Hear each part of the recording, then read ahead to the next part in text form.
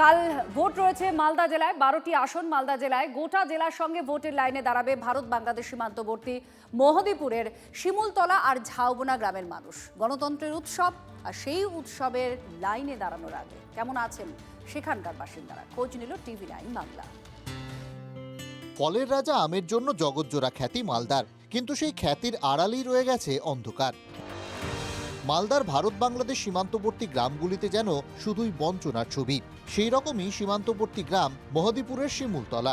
Vote আসে, vote যায়, কিন্তু সেই তিমিরেই থেকে যায় মহদীপুর।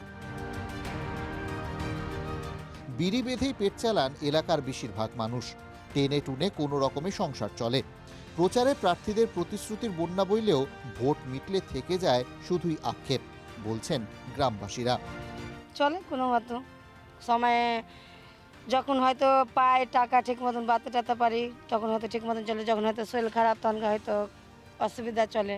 নির্বাচন যখন আসে তখন প্রার্থীরা প্রতিশ্রুতি দিয়ে যান যে এরপর নির্বাচিত হলে পাকা বাড়ি করে দেওয়া হবে। এই এলাকার বড় সমস্যা আর্সেনিকে থাকা জল, যে আর্সেনিক যুক্ত জল পান করলে মানুষের সমস্যা হয়। সেই আর্সেনিক যুক্ত জল থেকে এখনো পর্যন্ত আর্সেনিক মুক্ত পানীয় জল আর হলো না। খাবার জল টল সব পাওয়া যায় ঠিক মতো এখানে? পাওয়া যাচ্ছে, কিন্তু আর্সেনিক জল ঠিক সাপ্লাই এই লাইনটা দেয় না। এখন তো জল পাচ্ছেন না। না, আমরা জল পাই না। মানুষের দুর্দশার ছবি যে শুধু শিমুলতলাতেই রয়েছে তা নয়, এখান থেকে কিছু দূর এগোলেই ঝাউবন। সেখানেও বিড়ি শিল্পের ওপরই দাঁড়িয়ে জীবন জীবিকা, কিন্তু সরকারি উদাসীনতায় সেই শিল্প আজও ধুঁকছে। সরকারি ভাতা মিললেও তাতে পেট চলে না, বলছেন গ্রামের মহিলারা।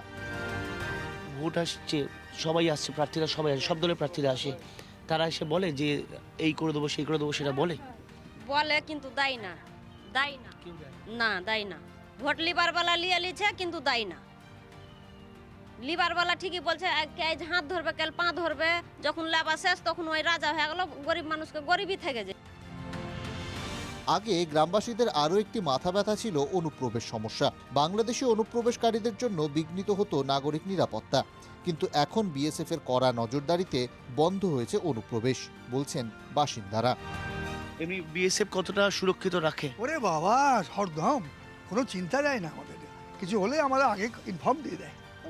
হ্যাঁ, মানুষ কিন্তু এখনো এই গ্রামের রীতিমতো ক্ষোভ নিয়ে বেঁচে রয়েছেন।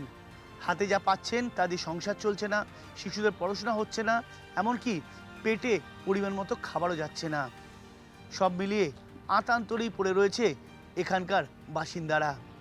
ক্যামেরায় সমর দাসের সঙ্গে সায়ন্ত ভট্টাচার্য, TV9 বাংলা, ঝাউবোনা গ্রাম।